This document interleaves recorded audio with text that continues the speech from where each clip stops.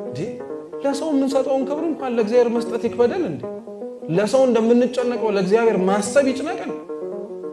ባኖረን ባበላን ባጠጣን ሰው ሊያደርግልን የማይችለውን ነገር በሙሉ ባደረገልን አንዲትም ቅንጣት ዞርም ብለን ማየት አንፈልግም። እሱ እግዚአብሔር አሁን ያልቀረበ ይመስላችኋል? አለኮ በዮሐንስ ራእይ ላይ ደጅ ቆሜ በር ላይ ሆኜ አንኳኳለሁ፣ ማንም ሊከፍትልኝ የሚፈልግ ቢኖር ገብቼው ምን አደርጋለሁ እና እየጠበቀ ነው ማለት ነው። ንስሐ ገብተን እስከምናስገባው ክርስቶስ የፈጠረውን ሰውነት እየለመነ ነው። አቤት ትዕቢታችን! እውነት ደጁን ሳንኳኳኮ መግባት የሚችል አምላክ እኮ ነው። ለሱ ድንቁም አይደለም።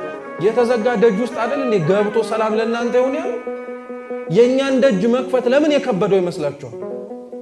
ከሃሊነቱ ጠፍቶ እኮ አይደለም፣ እኛ አላስከፍት ስላልነው እኮ ማረፊያ እንዲሆነን አምላካችንን አላሳርፋለሁ እኛ ራሳችን።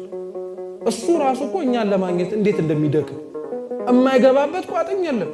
የጠፋውን በግ ይፈልገው የነበረው እረኛ በጉን እስከሚያገኘው ድረስ ተራራውን፣ ሸንተረሩን፣ ጋራውን፣ ቁልቁለቱን ያለ ወረደ ክርስቶስ እኛ ውስጥ ለማረፍ እንዲደክማል። ታውቃላችሁ? እኛ ውስጥ ለማረፍ ማለት ነው። ይሄ ሰውነት የምንጸየፈው ሰውነት ውስጥ እኛ የምንጠላው